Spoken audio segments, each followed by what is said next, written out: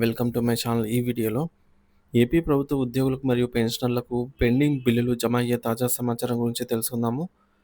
So video అయితే ఎక్కడే కానీ స్కిప్ చేయకుండా ఎండ్ వరకు చూసేయండి. ఇన్ఫర్మేషన్ పూర్తిగా అర్థమవుతుంది. అలాగే వీడియో చూస్తున్న ప్రతి ఒక్కరు వీడియోకి అయితే లైక్ చేయండి ఫ్రెండ్స్. ఈ వీడియోని తోటి ఉద్యోగ పెన్షన్ మిత్రులతో అయితే షేర్ చేయండి. కొత్తగా మన ఛానల్ చూస్తున్నవారు ఇంకా ఎవరైనా సబ్స్క్రైబ్ చేసుకోకుంటే వెంటనే మన ఛానల్ని సబ్స్క్రైబ్ చేసుకోండి. దీని ద్వారా నేను చేసే లేటెస్ట్ వీడియోస్ అన్నీ మీ వరకు రీచ్ అవుతాయి. ఇక ఆలస్యం చేయకుండా వివరాల్లోకి అయితే వెళ్ళిపోదాము. ఫ్రెండ్స్ ఇక విషయానికి వచ్చినట్లయితే ఉద్యోగుల బకాయిల చెల్లింపు ప్రారంభం. గత 2-3 సంవత్సరాలుగా ఆంధ్రప్రదేశ్ ఉద్యోగులు మరియు పెన్షనర్లు తమకు రావాల్సిన ఆర్థిక ప్రయోజనాల కోసం ఎదురుచూస్తున్నారు.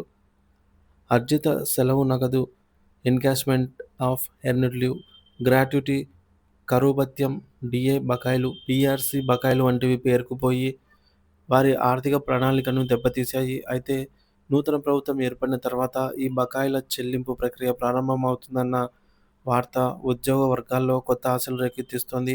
అసలు ఏ బకాయిలు చెల్లిస్తున్నారు, ఇంకా వేటికి నిరీక్షణ తప్పదు అనే వాస్తవ పరిస్థితులను అయితే వివరంగా విశ్లేషిద్దాం. ఉద్యోగ సంఘాల కృషి, ప్రభుత్వ స్పందన. పెండింగ్లో ఉన్న బకాయిలను వెంటనే విడుదల చేయాలని ఏపీ ఎన్జీఓ అసోసియేషన్ రాష్ట్ర అధ్యక్షుడు మరియు ఉద్యోగ సంఘాలు పలుమార్లు ముఖ్యమంత్రి నారా చంద్రబాబు నాయుడు, అలాగే మంత్రి నారా లోకేష్ ఇతర ఉన్నతాధికారులను కలిసి వినతి పత్రాలు సమర్పించాయి. ఉద్యోగుల ఇబ్బందులను సానుకూలంగా విన్న ప్రభుత్వం ఇచ్చిన హామీ మేరకు బకాయిల విడుదలకు చర్యలు చేపట్టింది. ప్రస్తుతం చెల్లిస్తున్న బకాయిలు వాస్తవ పరిస్థితి.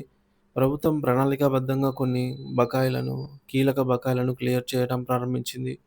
ఇందులో ముఖ్యంగా ఆర్జిత సెలవు నగదు, ఎన్కాష్మెంట్ ఆఫ్ ఎర్న్డ్ లీవ్ ఎవరెవరికి చెల్లిస్తున్నారంటే ప్రస్తుతం 2023 సంవత్సరంలో స్వచ్ఛందంగా పదవీ విరమణ వీఆర్ఎస్ తీసుకున్న వారికి, ముఖ్యంగా పోలీస్ శాఖ వంటి విభాగాల్లో వారికి అర్జిత సెలవు నగదును వారి ఖాతాల్లో అయితే జమ చేస్తున్నారు. చెల్లింపు విధానం ఎలా అంటే 2023 మార్చి, ఏప్రిల్ నెలల నుంచి వరుస క్రమంలో నెలల వారీగా ఈ చెల్లింపులు జరుగుతున్నాయి. గమనిక ఏంటంటే 62 సంవత్సరాలు పూర్తి చేసుకొని 2024లో పదవీ విరమణ చేసిన వారికి ఇంకా ఈ మొత్తం జమ కాలేదు. 2023 బకాయిలు పూర్తి చేశాక 2024 వారివి కూడా ఇదే క్రమ పద్ధతిలో చెల్లించే అవకాశం ఉంది. ఇక తర్వాత తదుపరి అంశం జీపీఎఫ్ ఆర్ ఏపీజీఎల్ఐ బకాయిలు. ఉద్యోగులకు ఇది అత్యంత ఊరటనిచ్చే అంశం. గత 2 సంవత్సరాలుగా పెండింగ్‌లో ఉన్నటువంటి జీపీఎఫ్, ఏపీజీఎల్ఐ బకాయిలను ప్రభుత్వం పూర్తిగా క్లియర్ చేసింది. గత ఏప్రిల్ నుంచి ప్రతి నెల క్రమం తప్పకుండా ఈ చెల్లింపులు జరుగుతున్నాయి. సిపిఎస్ ప్రభుత్వ వాటా. సిపిఎస్ ఉద్యోగుల గత 18 నెలలుగా పెండింగ్‌లో ఉన్నటువంటి ప్రభుత్వ వాటాను వారి ప్రాన్ ఖాతాల్లో జమ చేయడం పూర్తయింది. ఇది వారి పెన్షన్ నిధికి గణనీయమైన చేయూతనిస్తుంది. ఇంకా పరిష్కారం కాని కీలక అంశాలున్నాయి. కొన్ని బకాయిలు క్లియర్ అవుతున్నప్పటికీ ఉద్యోగులకు ఇంకా పలు కీలక ప్రయోజనాల కోసం ఎదురుచూస్తున్నారు. ఇందులో ముఖ్యంగా గ్రాట్యుటీ. 2024లో పదవీ విరమణ చేసిన చాలామంది గ్రాట్యుటీ ఇంకా అందలేదు. పదవీ విరమణ తర్వాత ఉద్యోగికి అందే అతిపెద్ద ఆర్థిక భరోసా ఇది కావడంతో దీనిపై నిరీక్షణ కొనసాగుతుంది.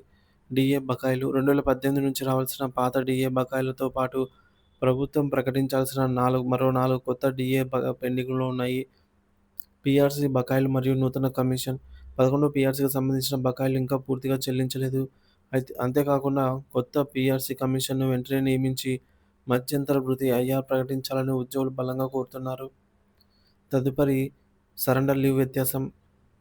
2020-21 మధ్య కాలంలో పదవీ విరమణ చేసిన వారికి రావాల్సినటువంటి సరెండర్ లీవ్ డిఫరెన్స్ బిల్లులు సీఎఫ్ఎంఎస్ వద్దే నిలిచిపోయాయి. వాటికి ప్రభుత్వం అనుమతి ఇవ్వాల్సి ఉంది. ప్రభుత్వం దశల వారీగా బకాయిలను చెల్లించే ప్రక్రియను ప్రారంభించడం హర్షణీయం. ఇది ఉద్యోగుల్లో ప్రభుత్వం పట్ల విశ్వాసాన్ని పెంచుతుంది. అయితే చెల్లింపులు ఒక క్రమ పద్ధతిలో 2023 తర్వాత 2024 ఈ విధంగా క్రమ పద్ధతిలో జరుగుతున్నందున తమకు ఇంకా డబ్బులు పడలేదని 2024లో రిటైర్ అయిన వారు ఆందోళన చెందాల్సిన అవసరం లేదు.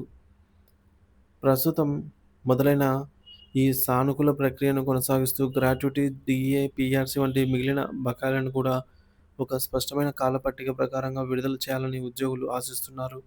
ప్రభుత్వం చేస్తున్న ఈ ప్రయత్నాన్ని అభినందిస్తూనే మిగిలిన హామీలను కూడా నెరవేర్చాలని గుర్తు చేయడం ఉద్యోగుల సంఘాల బాధ్యత. రాబోయే రోజుల్లో మిగిలిన బకాయిలపై కూడా ప్రభుత్వం స్పష్టమైన ప్రకటన చేస్తుంది అనైతే ఆశిద్దాం.